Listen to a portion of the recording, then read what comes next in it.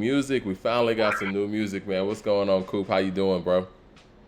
Popping the cork right now as we speak. How are you? I'm doing great, man. Like I said, we finally got some new music.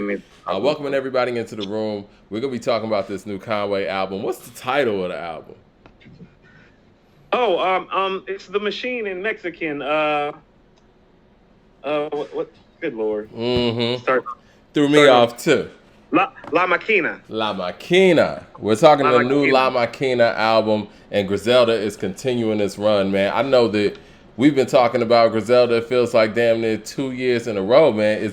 Is everybody else retired except for Griselda?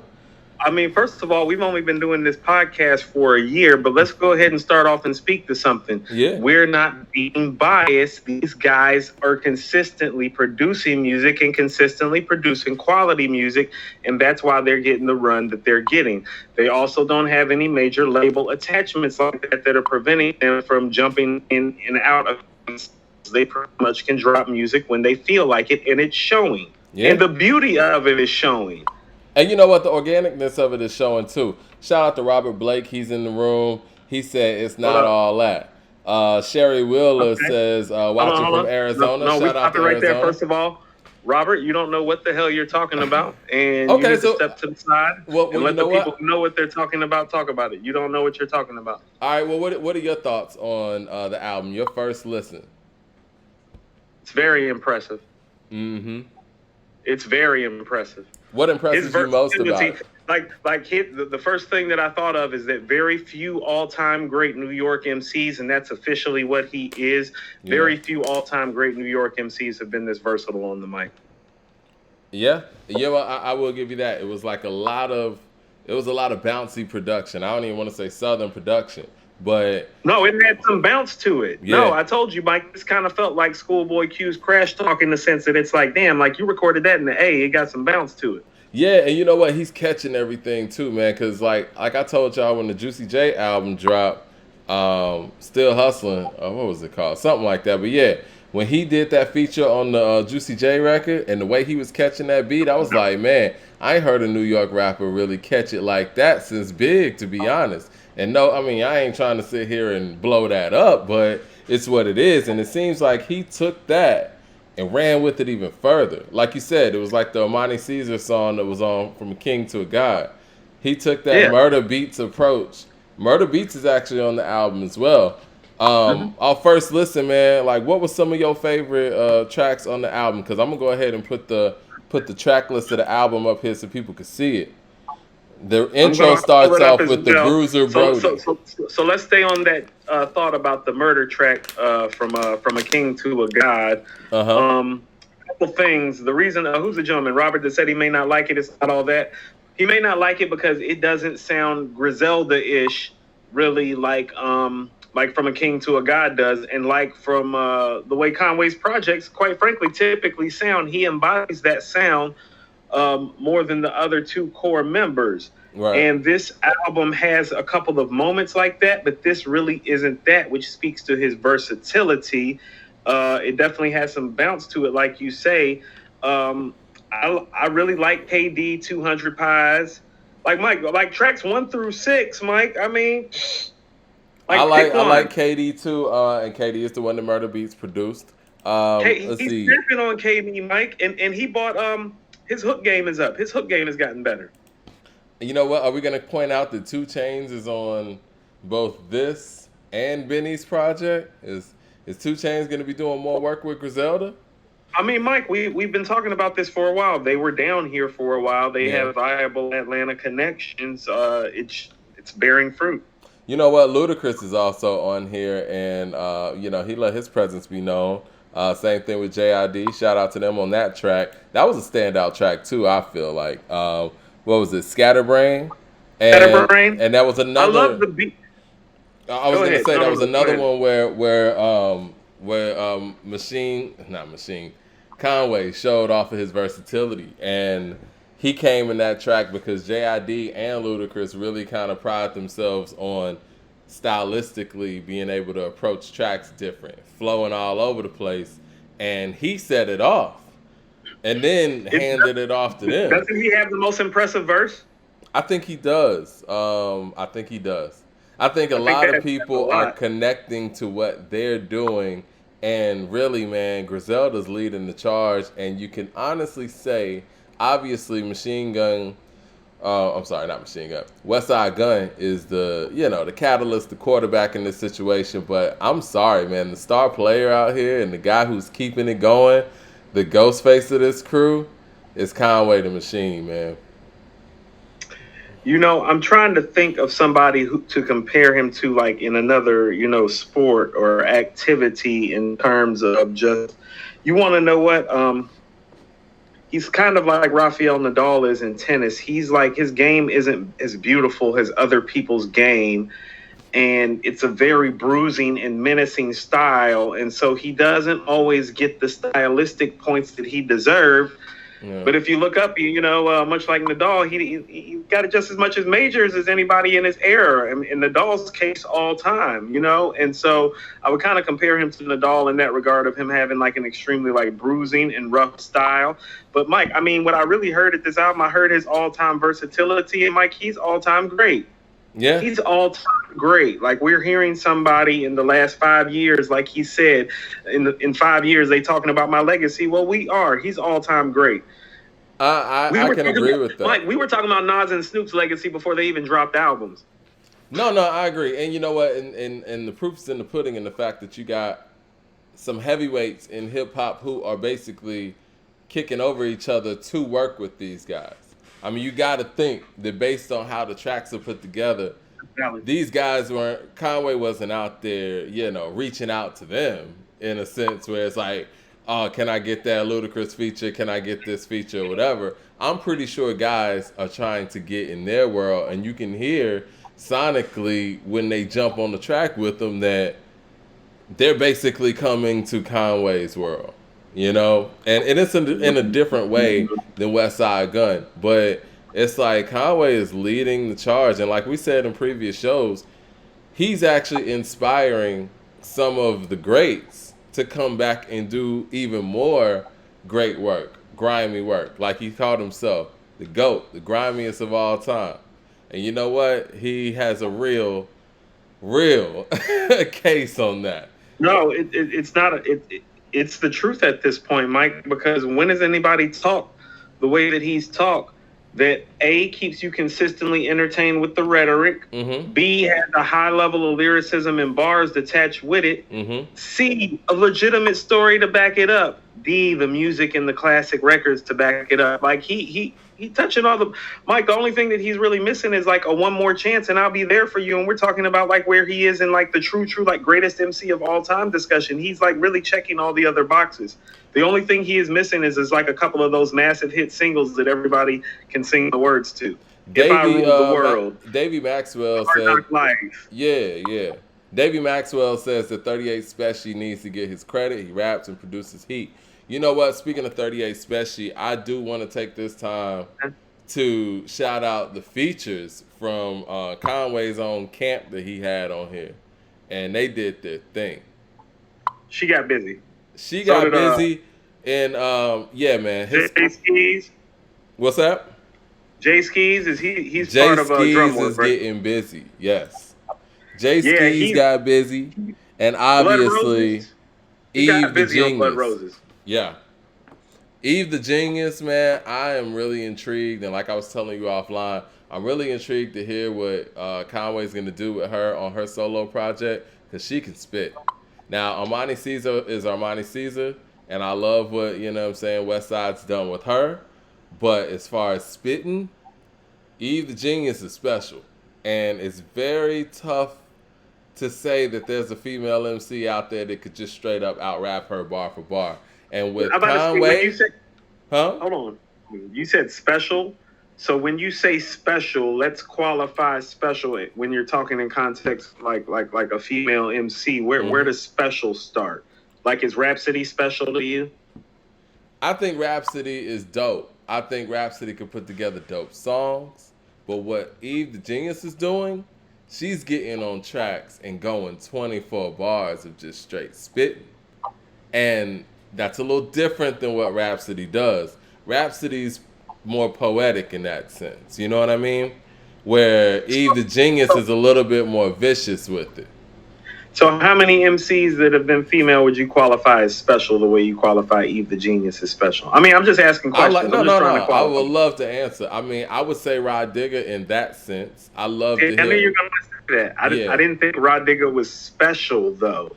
I I thought Rod thought he Digger. was dope. I think you know what I would say. I think Rod Digger's album was special, and I think even on the Flip Mode albums, she stood out. I mean, it's 6 guys in the group, five, She six stood out guys. on the Flip Mode joint. Yeah, and you got Busta Rhymes on these joints too, and you still standing out. But you know, you're only female in the group, you're gonna stand out. But when she dropped Dirty Harriet and showed that she could hold down songs and could just go, I mean, I think that was special. But again, what I'm hearing from Eve the Genius is more on some, and you know, I hope everybody in here doesn't think I'm blowing it up or whatever. But this is more of a cannabis approach where it's like she's batting cleanup and she's just going for it. And we don't really see female MCs do that. I was thinking I hear somebody with not on the same level because we be talking all time great in terms of level of lyricism, but I hear somebody that lyrically is potentially on par with Lauren, but it's kind of approaching it in more of a edgy way, a la MC Light or a Rod Digger. And so she could turn out to be special in that regard, I think, because I don't think we've had somebody female-wise be super lyrical and edgy at the same time. I think Light would be the closest thing to it, wouldn't you say? I agree. And you know what? I'm sorry. It said, with all due respect, it's pronounced Love the Genius. I apologize. Love the Oh, Genius. that's Love the Yeah, Genius? the way she pronounces her, yeah. See, that makes sense. All right. I'm looking at it now. Yeah. I apologize. Won't happen again. But yeah. Anyway, you toss it. You know what I'm Anyway, saying? you toss it, man. Nice She's dope as hell. nice. Yo, and also, Andre Shashir says that Conway is the dopest MC out. You know what? You want to be added to the broadcast, Andre? I want to hear from somebody outside of us because I feel like some people feel like we're giving too much gas for the situation. We'll see if Can you bring Andre in? we'll see if we can bring Andre in.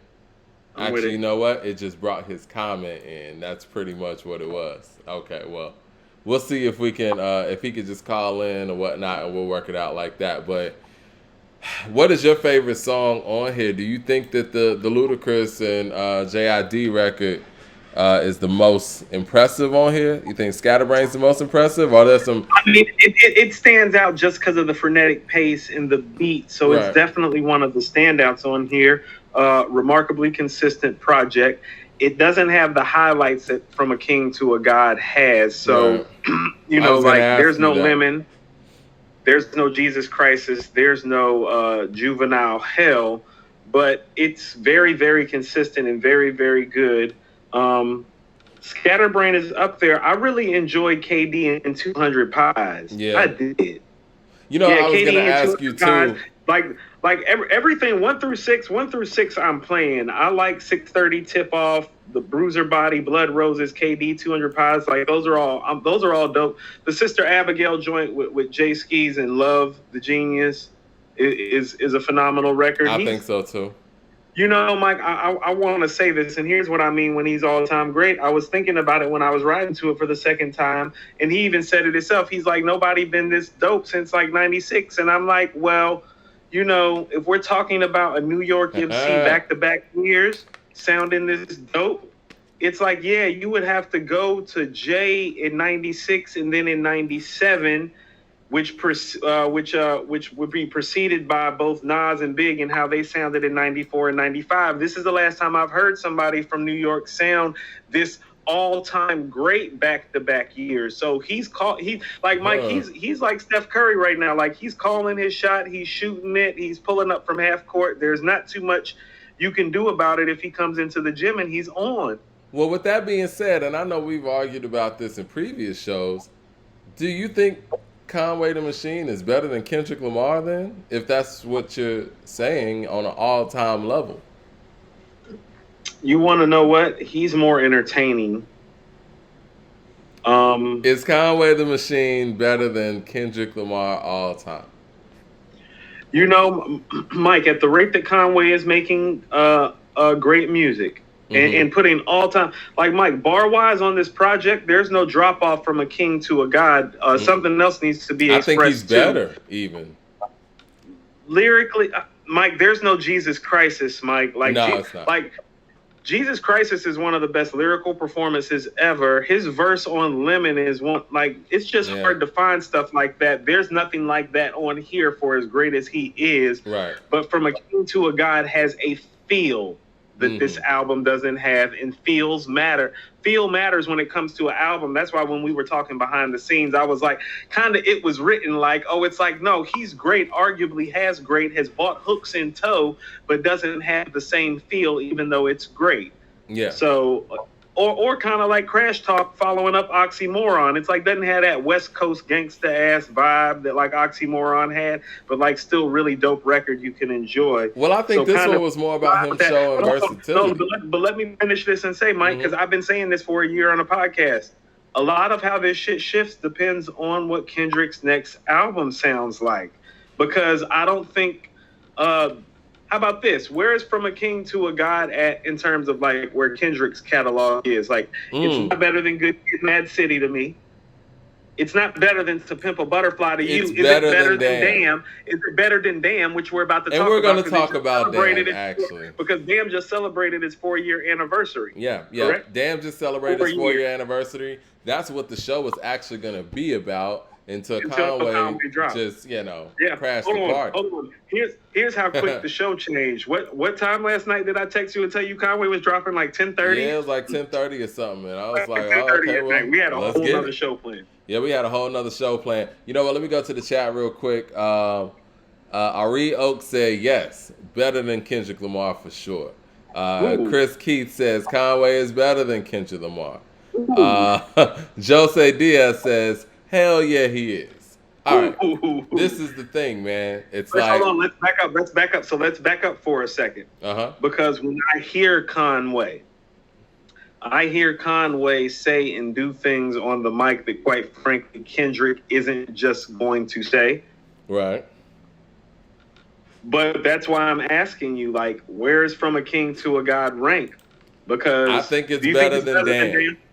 Okay, so Kendrick has made 2 projects better than his best project, but I would tell you that I like From a King to a God better than Damn, and I might be just as likely to. I'm gonna see how this replay value on this one goes. I don't think this one's gonna be better than Damn, but there's something about Conway, Mike. It is. He's definitely special. This is what I will say. Hold on 1 second, but yeah, this is what I was gonna say though, real quick. I know my phone's blowing up. This is what I was gonna say. I was going. Kendrick needs another album comparable to these last 2 albums in order for us to really say that Kendrick is better than Conway. Because Good Kid, Mad City came out when I was in my late 20s. This is the thing, and this is what I was gonna say. I think that Conway and Griselda, period, but Conway in particular, has shown us how quickly a turnaround can be from you making great album to great album to great album to great album. Now, these breaks that people are taking aren't justified anymore. You know what I'm saying? It's been 4 years since Damn. Kendrick ain't dropped an album since 2017. Griselda's whole run, how many albums has Griselda or Conway or Benny or Westside dropped since 2017? So let's contextualize this, and this is what I mean when I say, oh no, he's all-time great. If you pull up his catalog, Mike, it rivals somebody closer to a Ghostface, Scarface, Nas, or Jay-Z in terms of the volume of material he's already created. And it's quality too. That's the thing. Like, everybody always harps on that whole quality over quantity, which I get, and I feel that way too. But what happens when a person is giving you quality and quantity? How about this, It's Mike? tough to compete with. I'm gonna say something very, very bold, and you know how I feel about the lead MC in this group and this group. Mm-hmm. Conway by himself has more dope songs than Mobb Deep does. You mean like as a whole? Wow. Yes. If you go through Conway's catalog right now and go through Mobb Deep's catalog, Conway has better songs. Andre Shashir says that Conway could go toe to toe with any rapper out right now in a versus. His catalog's are that serious, Mike. Like in terms of this East Coast gangster rap shit, Mike. Like you can put his, like he got, Mike. I could probably give you about 40 songs from him, Mike. Where it's like, yeah, that dude right there is like beyond the truth. He's better than Mobb Deep though. I don't know, Mike. I mean, Mike. Here's what I mean when I say this, and this is all due respect. People in the room saying you bugging now. No. I'm not bugging. I'm not saying at the highest points because to be honest with you, I think Mobb Deep's probably 10 to 15 best tracks are better than Conway's 10 to 15 best tracks. But I didn't say best tracks. I'm talking from beginning to end quality of records, and what you gonna find is that after about 15 to 20 songs, it's gonna be Conway. Like people gotta start looking at the whole things. Like, no, Mike. I keep a Mobb Deep best of playlist. I keep a best of Conway playlist. My best of Conway playlist is starting to exceed the best of Mobb Deep playlist. That's why I'm saying this. How many albums has Conway dropped off the top of your head? Albums, mixtapes, all that. Somewhere between 11 to 14, Mike. Yeah, it's somewhere upper in that. It's high. That's what I'm saying. He's done more work than them, too. People just don't know the work. Yeah, the work's there. Mike, you just listened to The Cow for the first time. Yeah, that was like, months ago or whatnot? Yeah, The Cow's crazy. It's 5 years old. That's what I'm saying. He's been great for a long time. Like from the point that I've heard him on The Cow, Mike, I haven't heard him not be great. That was 2016. People really need to go check. Joshua Diaz said put him up against Styles P. Yeah, Styles P actually has the catalog. Styles ain't fucking with this catalog. Styles ain't fucking with this catalog. I would put Styles not fucking with this catalog. I think Conway is more poised to be on an all-time list than Jadakiss is, and a lot of people put Jadakiss on there. Mike, I told you today, it's like the way he's performing on the mic consistently every year without you having to wait 2 or 3 years to hear from him is making me look at it. It's like, well, damn, like Raekwon, Jadakiss, like all those guys. It's no one's agreeing with your Mobb Deep statement. Niggas just saying you gassing people with the Mobb Deep statement. With that being said, you gotta come with the playlist, man. We gotta come with the playlist. Hold on. No. Like people think that I'm gassing them. It's like most of the people that are saying that can't name 20 Conway tracks off the top of their head. I can because I've been following the catalog. So don't come up here and say that I'm gassing people up because you haven't checked this catalog the way that I am. You're just not as thorough as me. See, you're thorough on Mobb Deep's catalog. I'm thorough on both of their catalogs. So before y'all go talking shit, why don't y'all go check the 11 to 14 albums that I've checked? Then pull up and talk shit. Well, educate the people. I'm trying to educate the people right now. That's what I'm saying. I'm telling you, Mike, the first 15 to 20 songs, that's Mobb Deep all day. 20 to 30, it's like a battle. When you get to 30, and then from then on, and then get to 40, it's like, Mike, it tapers off drastically. People are acting like Mobb Deep had some big, long run. Mobb Deep made 3 great albums. I was just about to go there with you. I was just about to ask you about that. Where do you think Mobb Deep tapered off? So you're saying the infamous Hell on Earth murder music. Most of the quality, Mike, 90% of their classic shit is right there. Yeah. Right there. Okay. Nothing on Juvenile Hell. No, I mean, Hit It From the Back and the original Shook ones. Is that making it? Probably not. Not at all. Off Infamy, the Learn and Burn is gonna make it. I love what else Burn. Is making it off of Infamy? No, I love Burn. It's one of their best records. Like, I don't think Conway got nothing fucking with Burn outside of Jesus Crisis and a couple others. But after Burn, Mike, what you taking off of off of Infamy? Was Getaway on there? No. Yeah, no. Ooh, Getaway. No, Getaway's on Infamy. You're right. Yeah, no, Getaway's on Infamy. So we talking about 2 tracks. All right. So go after that. That's Getaway, what I'm saying. When you get so the Infamous Hell on Earth, and Murder Mm-hmm. Music all got about 8 to 10 classic joints on them, Mike. And when you get outside of those joints, it's Conway. Was So it when the you get the 30, was it the takeover that took Mobb Deep out, or am I giving Jay-Z too much I mean, credit? you are, because there were personal issues. There was, I mean, Havoc struggled with some alcohol abuse. Everybody knows about Prodigy's sickle cell thing. So there were personal factors that contributed as well. Jay didn't help. Does Keep It Thorough count? Because Chris says Keep It Thorough is over produced by anything. the Alchemist. Does Conway have a better song? Album, HNIC. Does Conway have a better song than Keep It Thorough? Jesus Christ is better than Keep It Thorough. I disagree with that, but I like Jesus Christ a lot. Mike, like I love Keep It Thorough, and it's probably Prodigy's best solo shit. It's not better than Jesus Christ's. Did you not like any of the stuff goals, that I'm gonna Mobb make Deep? it messy. My OG told me you gotta kill a nigga you love, do it clean. You don't make it messy. Bell's palsy, bitches still say I'm sexy. Remember, I used to go grab. No, Mike, no, Keep It Thorough's not better than that. He's bananas on there. You know Niggas what? is being nostalgic. No. People be calling us old heads and say we being nostalgic. If you think Keep It Thorough is better than Jesus Christ, you one of them trapped in the 90s ass niggas. Yo, Davey Maxwell brought up a good point. Did you like any of the stuff that Mobb Deep made with G Unit?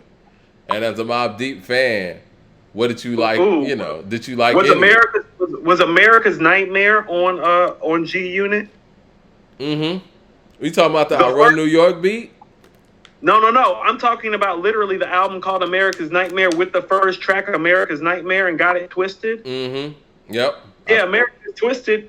America's Nightmare and Got It Twisted. Like those two records. Like, yeah, that's what Mike. After those 3 albums, every other album is like a track or two that's worthy. Conway's doing what they're doing, except for he's doing it into album number 8, 9, 10, 11, 12, 13. Yeah. But so he doesn't have he doesn't have the infamous, because From the King to a God's not that. I don't even think, like, From a King to a God to me is closer to something like a Murder Music or a Hell on Earth in terms of where it's going to rank. So it's nowhere close to the infamous. But, oh, Mike, like, he got shit, Mike. Rare Form with Pete Rock, Mike. Like he got other tracks where he flexing. Like Prodigy definitely doesn't have his catalog. No, Prodigy doesn't have his catalog, and I think that's one of the things that's really going to separate him in particular, because he's keeping this Griselda thing really running like on an MC level with the features and getting features from others and showing how he stacks up against other MCs.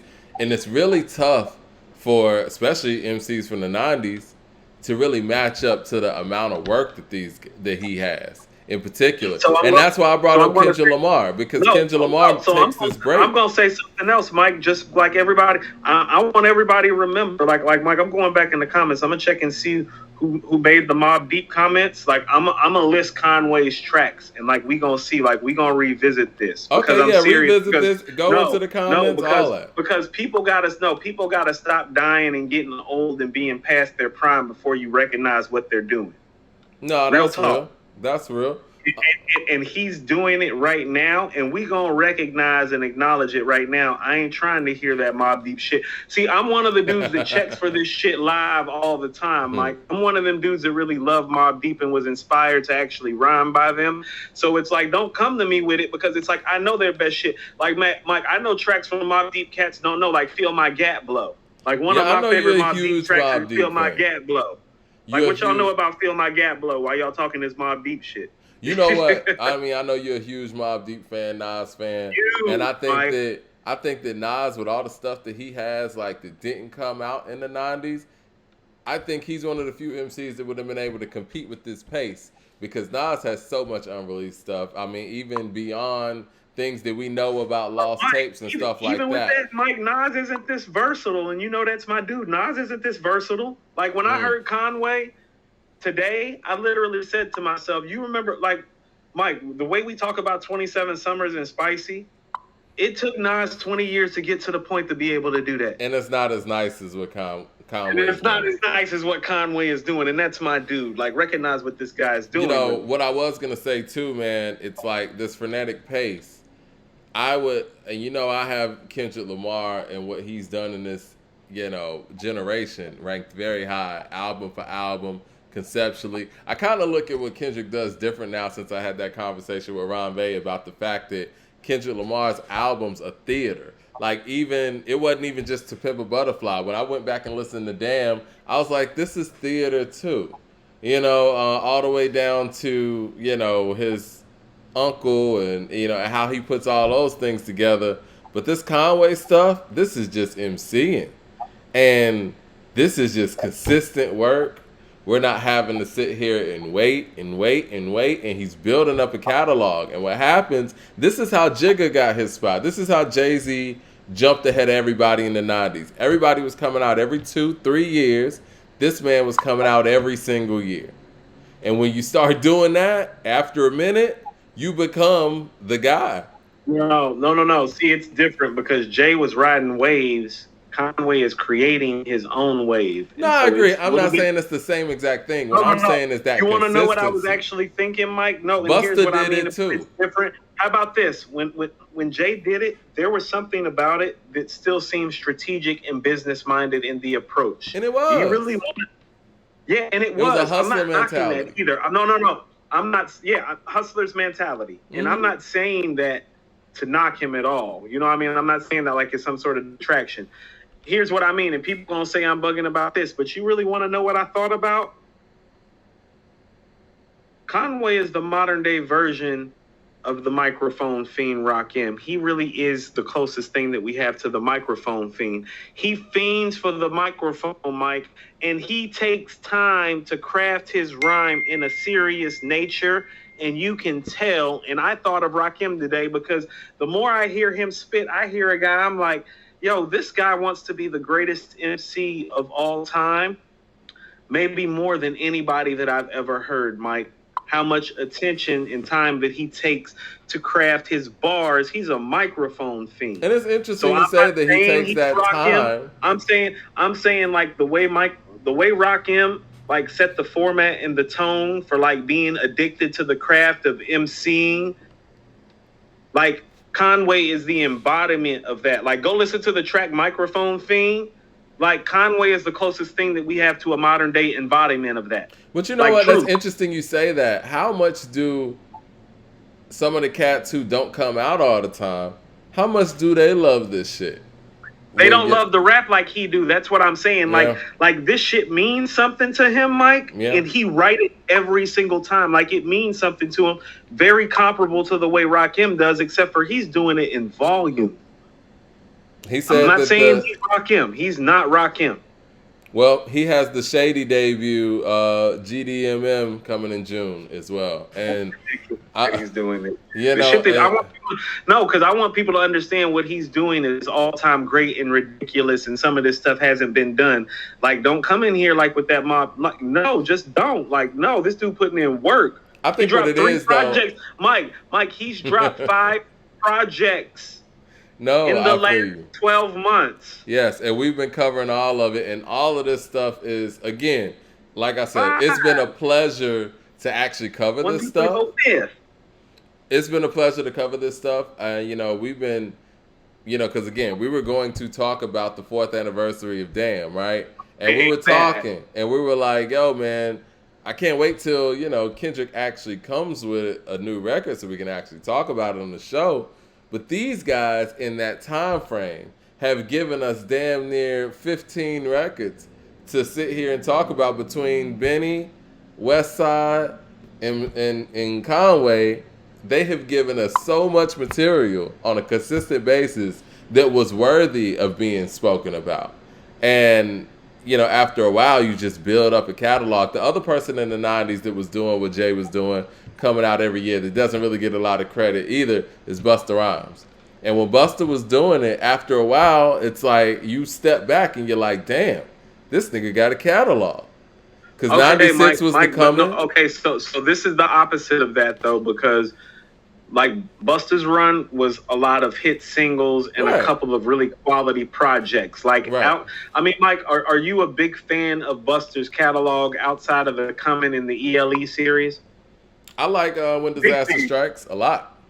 When Disaster Strikes is dope. What was the other one? Anarchy or something like that? I think Anarchy. Anarchy was, and I guess it was coming after ELE. I wasn't a huge fan of it, but I listened to it Right. now. I appreciate it a little bit more. I It had some appreciate Dilla it more tracks now. on there that were hard. I think Genesis was, hit or miss. Yeah. Nah. So, yeah. But what I'm saying is that in about 5 or 6 years, you're right, Buster. But most of that was his hit singles that you remember. Put your hand where my eyes can see. Give it to me. What's it going like? That's what that run produced. What I'm saying is Conway is producing a Scarface Nas-ish kind of quality album song kind of shit where it's like, no, that song's great. That song's great. Mm-hmm. That song's great. Like, no, it's not a single. That song's great. He's doing that. But it speaks to his... And in this era, like, it's not getting noticed the way that it should, because understand, how about this, Mike? He would actually be bigger if he was in the 90s, because the focus on lyricism was different. Yeah. The focus on crafting a song was different. The attention to detail was different. So he is somebody that actually would have been more sought after in a different era. He's somebody that you would have been able to sit right next to Big and Nas and Jay in their prime and be like, yeah. No problem. Yeah. Like, Mike, did you hear who I just said? He is somebody that you can take back and would be able to sit him next to those guys in their prime. He would be just fine. I think we spoke of a person last week that could do the same thing. Regular. We spoke of a person last week that could do the same thing, but was in just a vicarious situation. Beanie Siegel could have done the same thing, but as long as he was signed under Jay-Z, there was no way he was going to make a breakout album that was going to put him in that class. Luke keeps bringing up Benny the Butcher, and I wanted to talk to you about that line that Conway put out there where he was like, Yep, you already know. Yeah, we're basically saying that, Benny's West the star. Is the brains, Benny is the star, but don't forget who's silliest with the bars. Right. What's this shit? This rap, right? Yeah. What an MC supposed to do? Right. That's what he's saying. He like, hey, while y'all talking about who the business is, while y'all talking about who the face is, don't forget what this shit about. The shit about these bars. You know what? Right. I was kind of disappointed in the Griselda song. I will say that. That's the one thing I will say about the project. I was thinking that the last song was going to really clean up, and it didn't. Do you think they recorded that together? I don't. It doesn't sound. And it seems like West Side is the one that has the best Griselda songs too. Without question, unequivocally. Yeah. But one thing I noticed is, like, they get on these rock and roll kicks. Mm-hmm. I like some of them. I haven't loved any of them. I don't love this record beat-wise. Mm-hmm. But damn, Conway and Benny are going berserk in the way they pass the mic to each other effortlessly. Yeah. Like, that's one of those things where I was like, and it's one of the few moments in the past year since George Bondo where I was like, damn, I think Benny may have got Conway on that verse. And the last time I felt that way was George Bondo, and the last time that I even questioned it was 98 Sabres. 98 Sabres was hard. And you know what? Chuck Porter says that was the worst song on the CD. Do you think 98 Sabres is better than The Cow? No. Okay. I think the beat is, I'm just seeing where you're at. No. Okay, no. I'm just seeing where you're at. Chuck Porter said the Griselda song was the worst song on the CD. I think so too. I think it was the worst song on the whole project. You want to know what? I will say that, but like Grace and Had to Hustle were dope, but didn't leave me inspired. And at least Conway and you see, that's the thing about having Conway and Benny and them just being just great MCs. Mm-hmm. They can carry a track and give it worth its weight. So I would argue with you that the 3 weakest tracks on there are Grace Had to Hustle and SE Gang. And I think that's the first time that they've made a project where the Griselda song is one of the weaker songs. You know what? Let me ask you this, too. I want to change gears a little bit because, again, I know we were going to talk about Damn. We're still going to talk about Damn a little bit. Are we? But, yeah, we are. Because I think that I do want to talk about, since we're talking about all-time lists and the work that people are currently doing, we have said at some point, I know you've written an article about Kendrick being a top 10 MC. I know I've said it before, just based on his catalog, his work, his dominance in his era, and his skill set and all those things. Are we saying that Kendrick is no longer a top 10 if you want to say that Conway and he are kind of fighting for spots, or is Conway top 10 with the work that he's doing? Like, where do both of those guys place? If you had to put together a list, where are we putting those guys? So I'm gonna submit a few guys to you, and all of them are having some recent relevancy, and all of them are somebody that I would classify as somewhere between 8 to 20, most likely with the exception of one who should probably be higher than all of them, and that is Method Man, Redman, Jadakiss, Raekwon, Pusha T, and Conway. Now, Kendrick is considered for the most part to be ahead of all of these guys. Okay? Most of that is about catalog. Skill-wise, I don't find Kendrick to be vastly supreme to these guys. You understand? Song for song, does Kendrick... And I told you, like Mike, on nostalgia, like Kendrick is in his prime, Pusha T is in his prime, and it's like I actually think Pusha T had the better verse, but I'm also a Pusha T fan. We can call it a draw. I don't find Kendrick to be a supreme MC than all of those guys that I named, okay? But he is considered to be all-time greater. I told you, Mike, first of all, let's go to Method Man, who would probably be lowest on the list. Method Man is one classic album away from being ahead of everybody that I just named.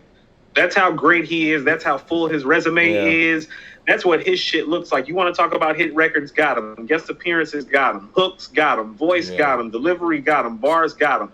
So he's great. Redman is somebody that's kind of starting to be forgotten, but I still think he's somewhere between your 10 to 15. People don't know how nice Doc is on the mic. If you want some recent evidence, go see that verse on the Cypher from a few years back. I think that's the best Cypher verse ever that BET ever dropped. You know, because a lot of people would say, let's stick to Redman for a second, because we'll just dissect this whole thing. We can talk about Red. Let's talk about Red real quick. A lot of people feel like Redman has 3 classics, right? The first 3.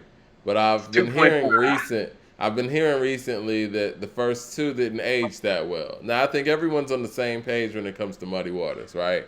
Muddy Waters, hands down classic. And honestly, that's the one that I've always gravitated to.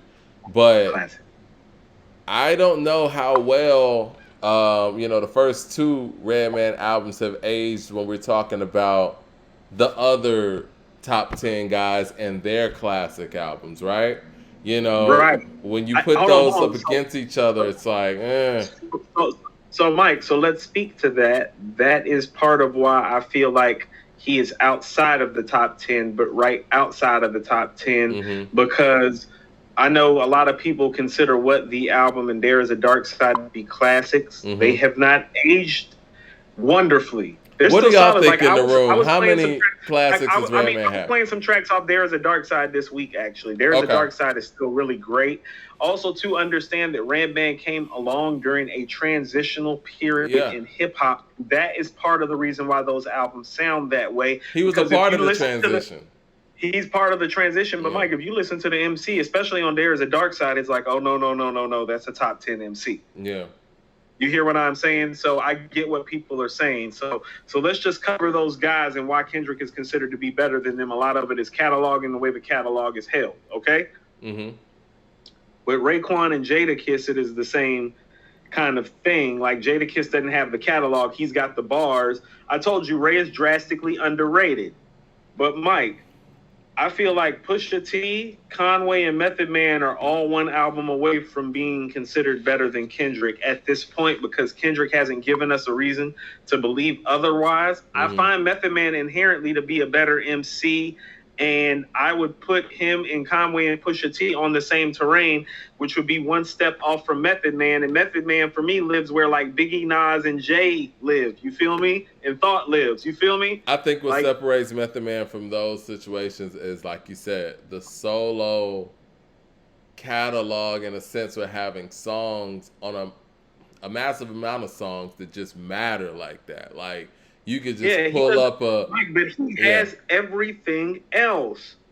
He has a Yes, handful everything. of solo records that are phenomenal records. Don't get it twisted. But guys like Nas and them, you could just pull out a Street Dream remix, stuff that people really forgot about. No, That's like, but you want to know what? Hold on, Mike. I'm going to tell you what's going to happen during this Method Man and Redman battle. You're going to forget how popular Method Man was and how many guest shots he really did. That's what I mean. well, you It's know like, what? no, We haven't even talked about that. Speaking of those guys, who do you yeah, think that's is why I gonna bought come them up. That's out? why I bought them up. It's current because Yeah, they're rocking on 420. who do you think is gonna come out on top in the verses between Method Man and Redman? Because it's always been a thing to say Redman has the better catalog than Method Man. At least that's Oh, what I've always said. that's not a question, Mike, but Yeah, that's what I mean. does it People do matter? not understand. No, it does matter, Mike, because and I'm gonna say this again. Like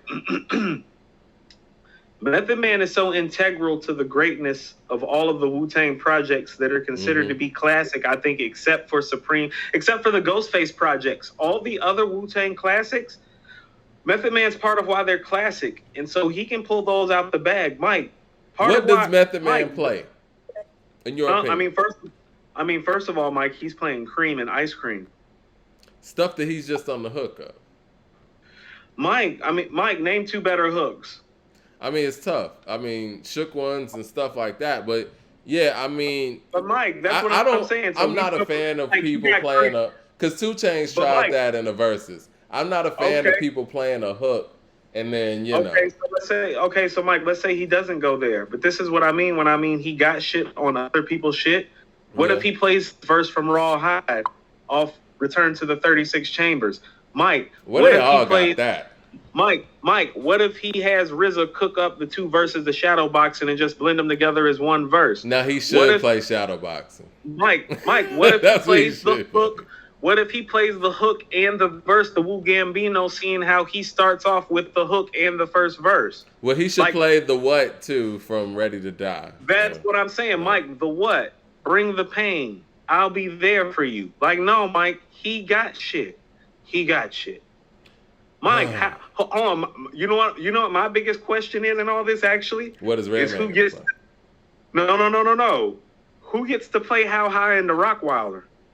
Well, whoever plays How High, they got that one. I mean, but Mike, to be honest with you though, I mean, who had the better verses on How High, Mike? Because I don't know, man. I think Redman got the best verse. Redman got verse 1 and verse 3. Meth got verse 2. Yeah. I mean, think that if last Meth plays verse. it, if Meth plays it, he needs to play verse 2. 10, 9, 8, 7, 6, 5, 4. Like, that's the first time you realize Meth's flow was super wicked. Yeah. Like, people didn't know he was in the confines of the group. Like, you heard that shit, you were like, oh no, he's bananas. We ain't heard nobody rap like that. Redman verse on One Shot Deal. Yeah, I mean, you know what? I think Redman. Hey, first of all, I think that Redman's verse on One Shot Deal is great, but I think Beanie's verse on One Shot Deal might be the best verse of Beanie's career. I'm gonna go back and listen to One Shot Deal. One Shot Deal is my favorite joint on The Becoming because they caught wreck, Mike. Yeah. He said, "Eat that ass like Dama, stretch that body out like recliner." Yeah. Yeah. But you know what? Redman got some remixes too, like the Crisscross the Nights Tonight. Well, Redman was rapping different then, but Method Man has a lot to pull from. Redman has an incredible catalog, but I think that Redman probably needs How High and the Rockwilder more than Method Man does. I'll say Mike, he's gonna play Method Man too. Like, he's gonna play Method Man. Yeah, he's gonna play Method Man. Yeah, he probably gonna play Break Up the Makeups, even though I don't think he should. I hate that record. He might play Lemon. He can play Lemon, Mike. Yeah. That's what I'm saying. He got a little bit of shit everywhere. Meth be popping up on people's shit. Like, yeah. Okay, so base catalog, since we're talking about these guys, is Kendrick Lamar ahead of Method Man and Redman on the list? Yes, but only because of catalog, not because of skill. Okay. So with that being said, back to the Kendrick and Conway thing. You still got Kendrick ahead of Conway. Then it sounds like you got Kendrick ahead of Conway still, but the next album's going to be the deciding factor. If how about this? If this album La Maquina, if La Maquina would have been, how about this, Mike? He's probably that Griselda record needed to be better. It needed to be better. It did. That Griselda record needed to be better because I think if this Griselda record is better, that changes the feel of this album. Because hold on, Mike, let's rate this album right quick. What are we rating it? I mean, our first listen, man, easy 4.25 is where That's I'm what going. I'm thinking. I'm thinking 4.25. Yeah. I think From a King to God was a 4.75. Exactly. And listen, hold on. And this is what I mean about how it aged. When I listened to this project, I immediately thought it's like, man, From a King to a God is a 5. I would say Pray for Paris is a 5. From a King No, Pray to for. a God. Okay, so this is what I mean. Okay, so hold on. So let's say this because we just bought up Muddy Waters. Okay, so Muddy Waters is a 5, but it's not the 5 that Reasonable Doubt is that it came out the same year. Now, is it? It's not. It's not a 5 then. So, I mean, we got to be honest. No. So stop for a second. So Pray for Paris is a 5, and so From a King to a God. But those 5s aren't created the same, very much like Reasonable Doubt and Muddy Waters weren't created the same, even though they're both all-time great. You feel what I'm saying? No, That's right. what I mean when I say, like, today I realized From a King to a God is a 5. But see, I did that with Akumina. It was like, Akumina's a 5 Mike album, but it's a different kind of 5. Mike, when Chunky Fire went off the first time, I knew it was one of the best rap albums I'd ever heard. It wasn't even... Spellbound. Just mesmerized. Mike, couldn't believe that I heard something so great. Right. Couldn't believe it. I was like, they made this? I don't think Outkast could believe it either at the time, because honestly, let's keep it real. That was the apex. And I think Dre's next verse might have been on Watch for the Hook. And when he said, trying to outdo the last verse to the birth, that is my curse. He felt it. Everybody felt it. I mean, Goody Mob felt it when they made World Party. Akumina was very tough for everybody. We reign, supreme, dungeon. Wow. Because he was like, bring your umbrella, because young fella, it gets no weirder. We reign. It's like, man, everything. You know what? Not to get too far on a tangent on that, man. But that's what I mean. Hold on, that's what I'm saying. Well. Like, Aquemini is the type of 5, like those types of 5s. No, that's a Purple Tape, Illmatic, low end. It's different. So even the 5s aren't created the same. But From a King to a God is a 5. This is more like a 4.25. And so here's what I'm saying.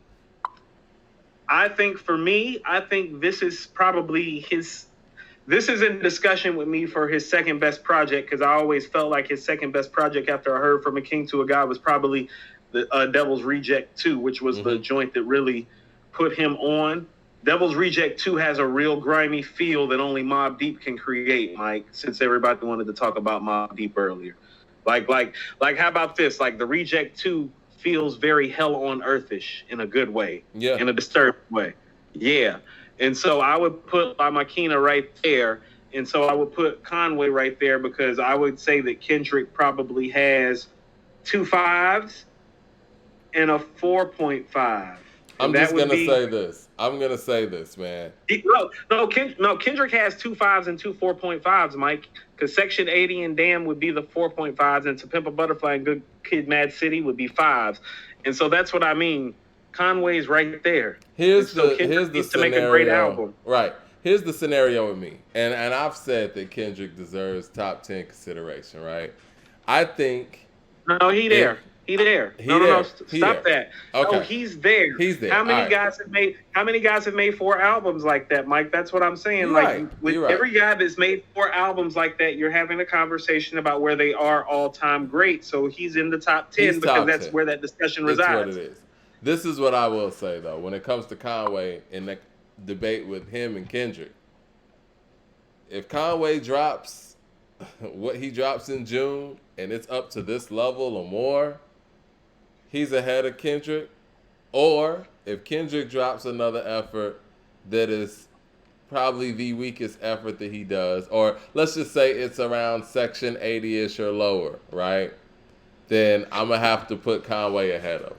This is one of those things that I think is going to go back and forth for a minute. But as we speak right now, I still got Kendrick ahead of him.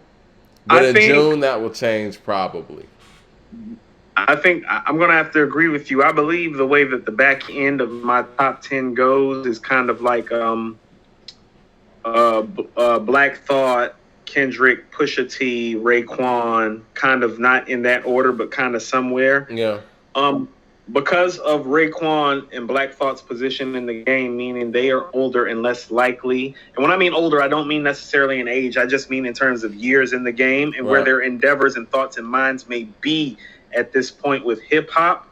I think it is very realistic that by the end of this year, if Conway continues to drop this type of music, because I'm going to say this too, Mike, like both of the Ghost LTDs, like the Ghost LTD project and the Lulu project, like Kendrick's never dropped anything substandard like that, but he's never performed as consistently and often as Conway. He doesn't do the features either. He doesn't do the features. And you know what? I'm going to keep it real. There's been a lot of disappointing Kendrick features too that we act like didn't happen.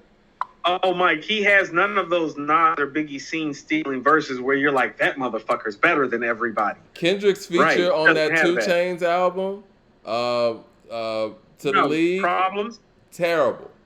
No, Mike, I mean he's not a great guest appearance artist, and he doesn't have anybody on his projects really either. Hold on, Mike, and I'm gonna say this: that is a knock on him. It is because even the old all-time greats, even though they don't do features as often, Mike, when they get on features, they're Ghost Rakim and Kane and KRS-One features. When they actually have features, they show the fuck out, Mike. Yeah. What was the verse of the year last year? Yeah, Rakim, Busta Rhymes, ELE2.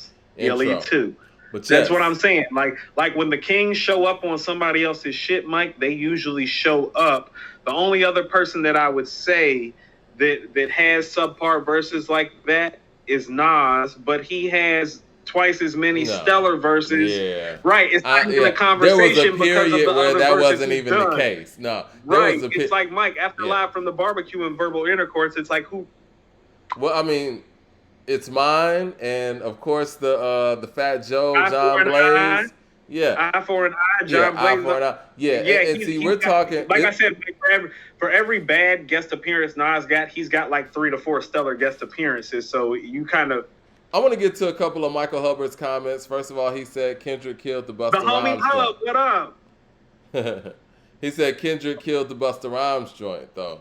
I felt like Kendrick's verse was old. Telling me that he keep talking about this Busta Rhymes shit. That's my homie Hub, Mike. He keep talking about that Busta Rhymes shit.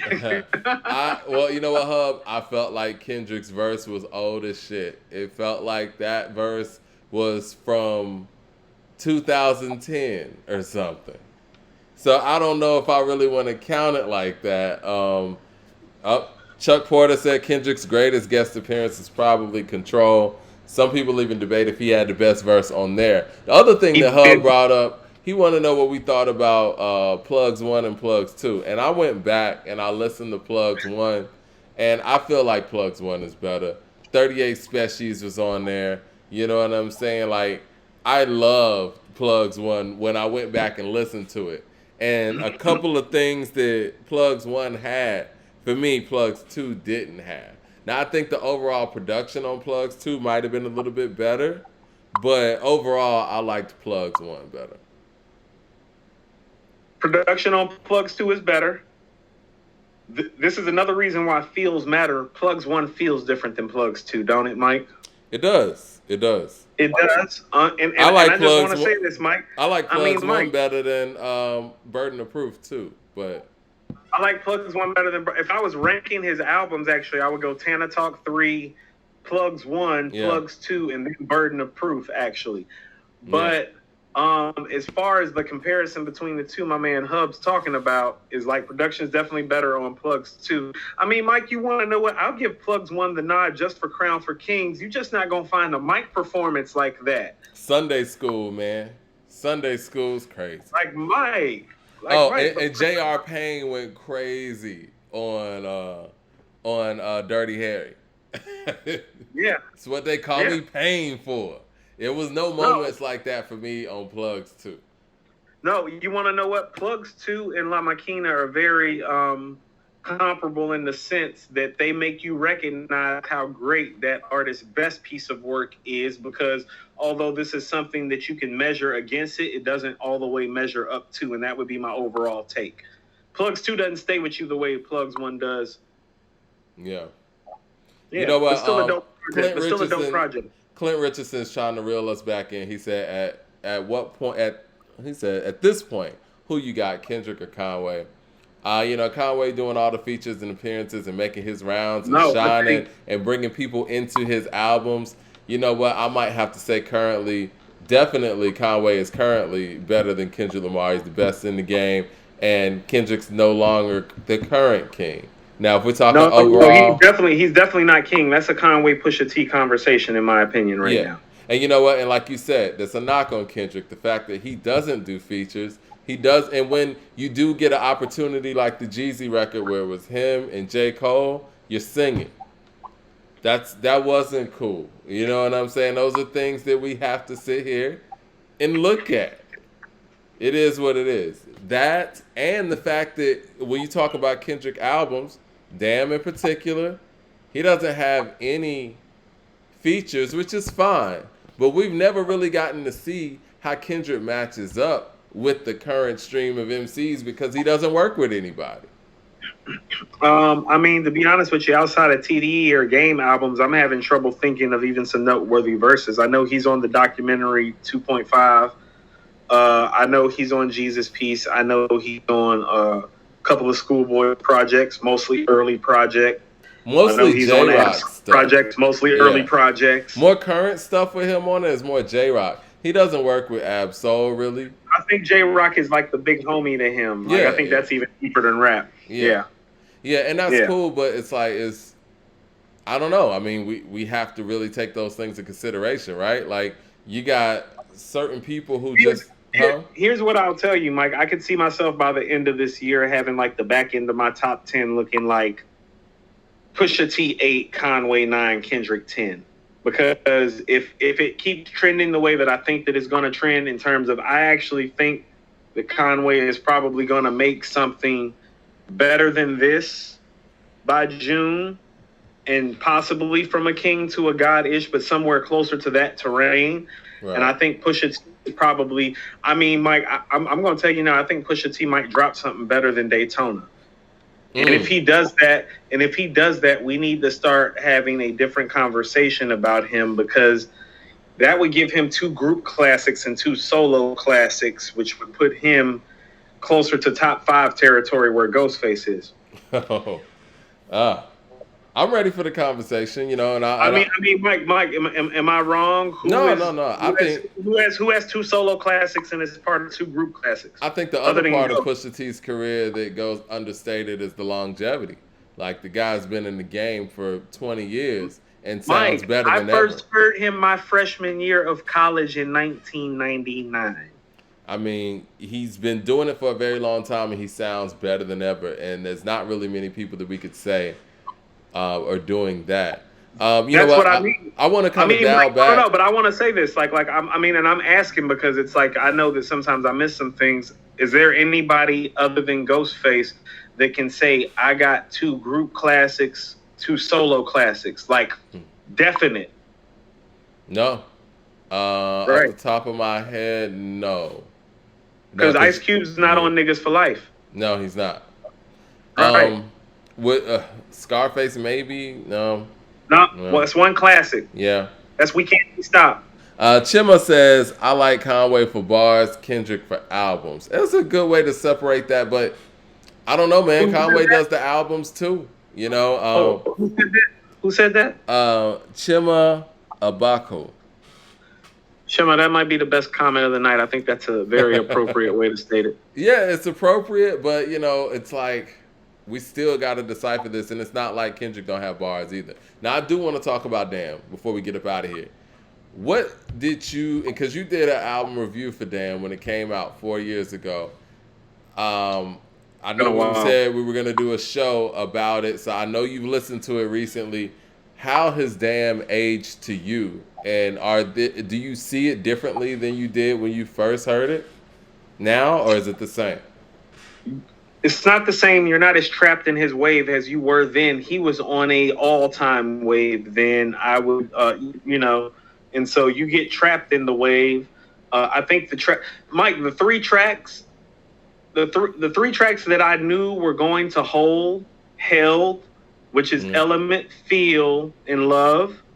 Crazy you say that. I feel the same exact way, and we haven't even talked about this. No, we haven't. Yeah. Hold on. And we need to tell people that if you feel that way, because we haven't talked about that at all, Mike. But those three songs in particular, those songs are going on his greatest hits.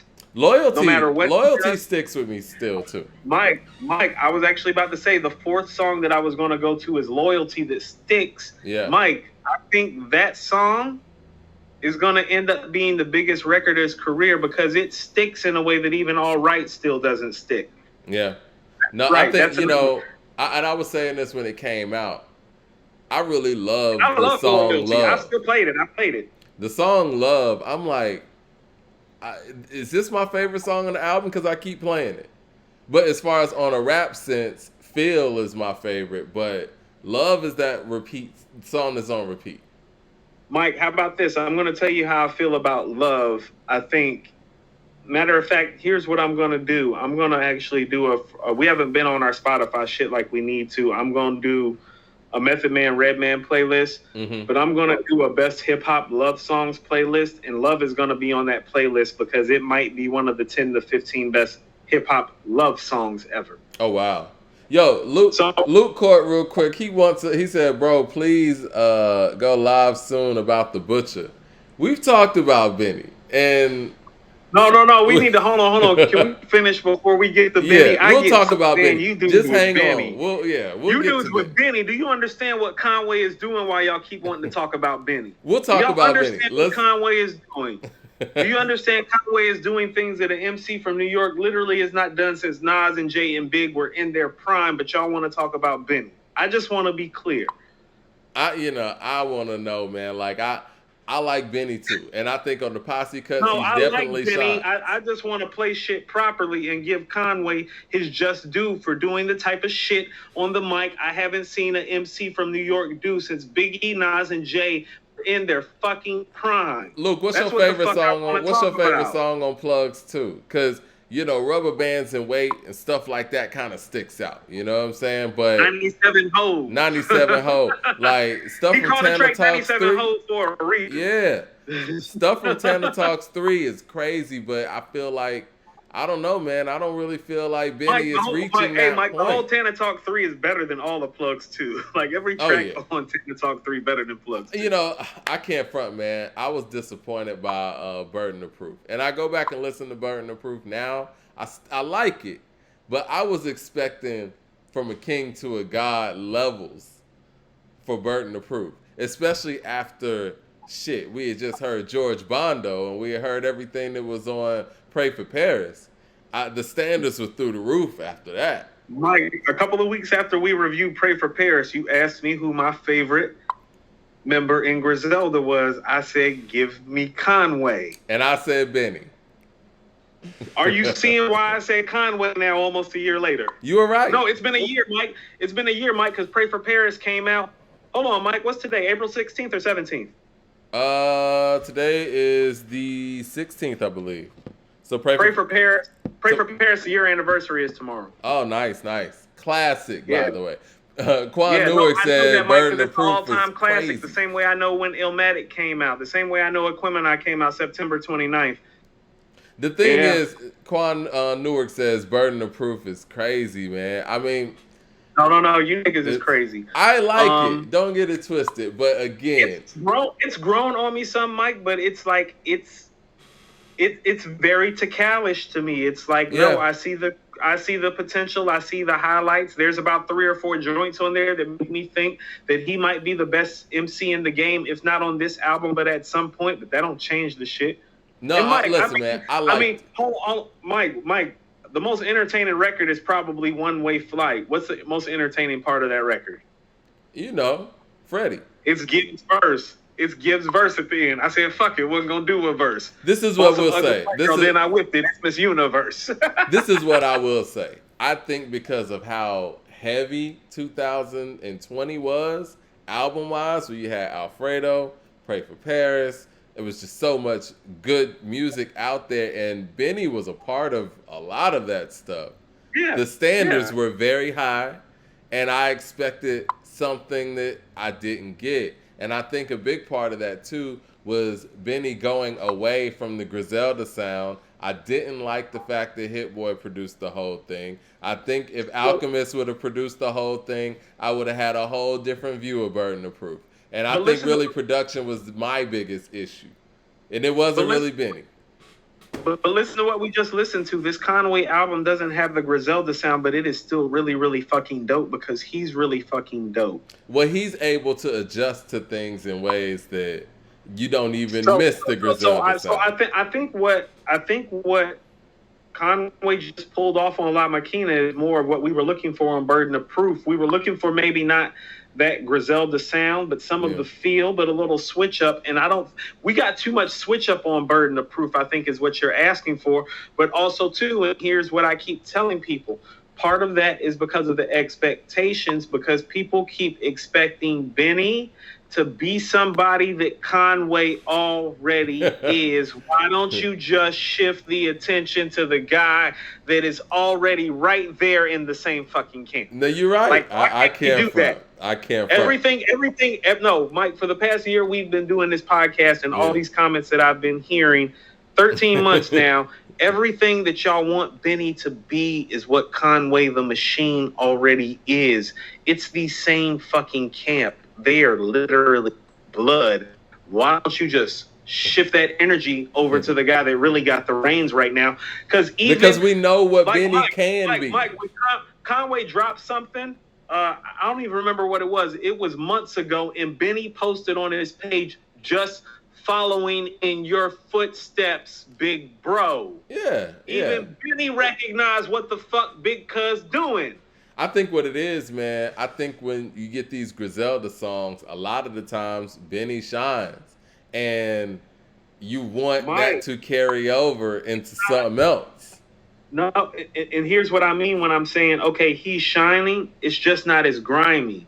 But I think that's more of a production thing. I really wish No. I'm telling you, like, when you are listening to Conway. No, I know what you mean. On a track with Benny, like Mike, I guarantee you, for however many joints that they've done together, for however many times Benny has walked away with the best verse, Conway has walked away with the best verse as well. And I'm going to point out to you, Mike, and the two best Griselda tracks are indicative of it. Brutus and George Bondo. Yeah. I mean, what's his name? Benny's verse on Brutus is bananas. It's not Conway's verse. It's not Conway's verse.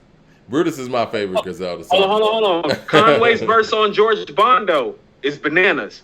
It's not Benny's verse. They're right there. Conway got it right now, though. What about the Sabres, though? No, the Spurs record.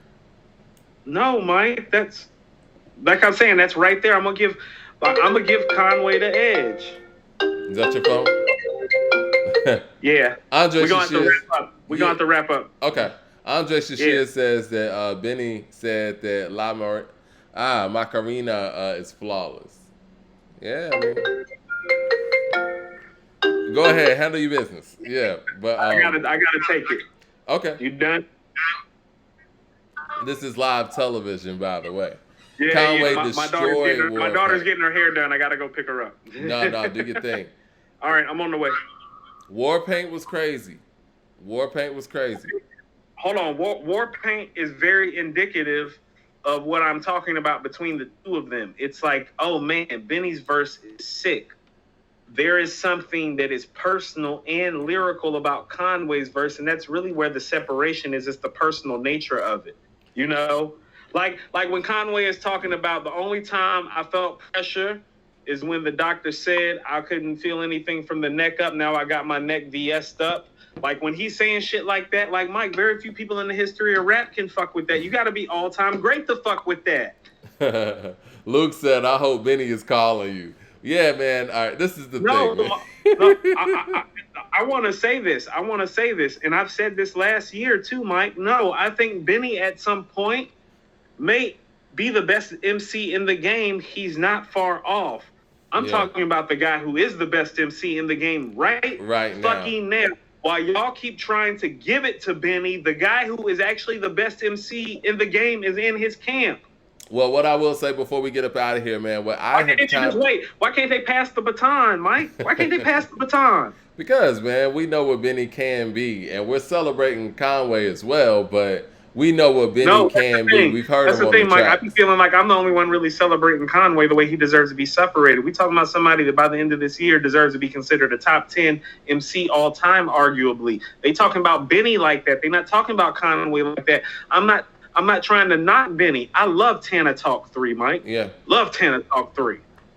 I mean, from a king to a god sealed the deal for me. I mean, it is what it is. That sealed the deal for me, Mike. I'm like, that guy's top 20 all time. We're going to see what he do with it. He's doing something with it, Mike. You know what I will say? I want to go back to Kendrick. He got Kendrick. arguably the best 2 projects this year already. I want to go back to Kendrick before we get up out of here. I think the only question about Kendrick, again, we got to nitpick at this point when you're talking about the greatest of all time and all that.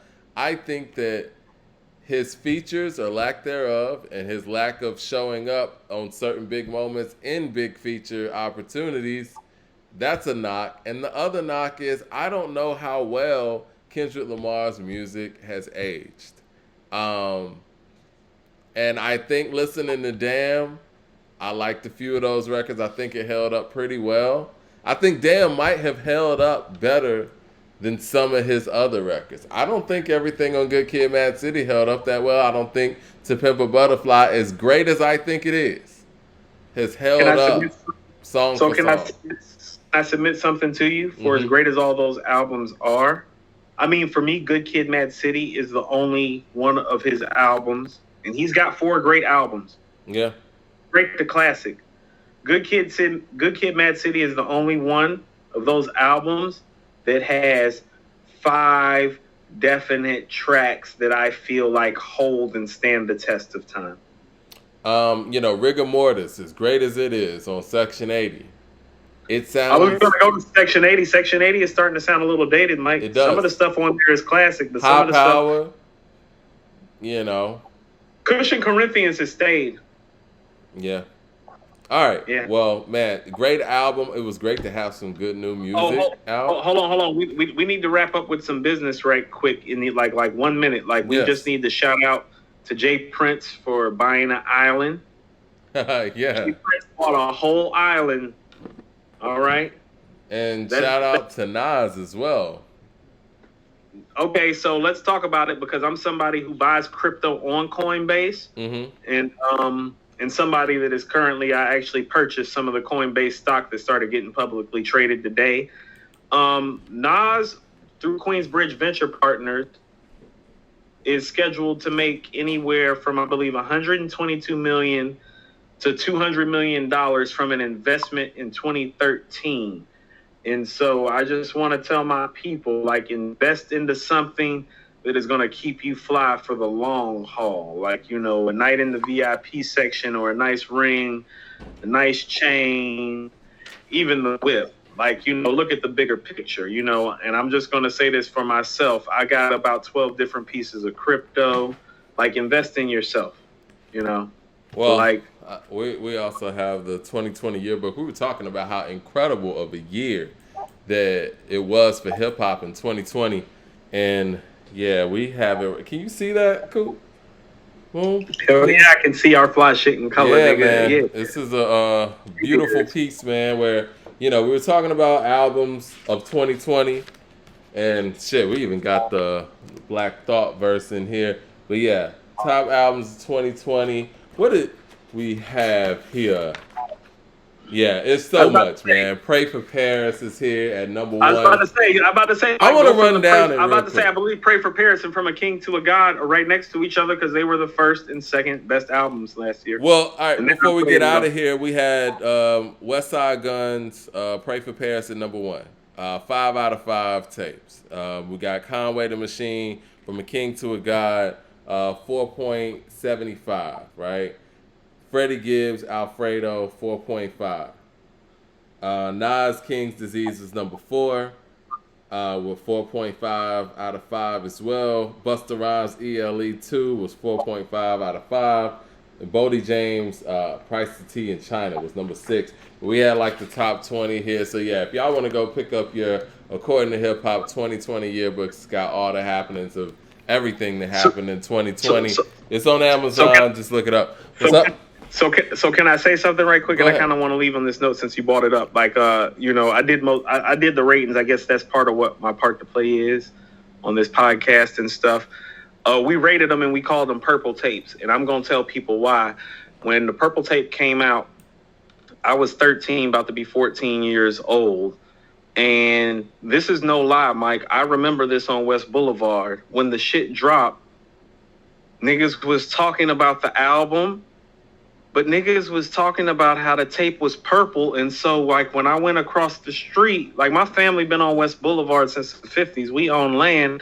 When I went across the street to see my man Tremaine, like, he showed me the tape, and the tape was purple, and like, Mike, the shit was like crack. You know what I'm saying? Yeah. It's like nobody had ever seen no shit like that. It's like, yo, what is these niggas on that they making the tape purple?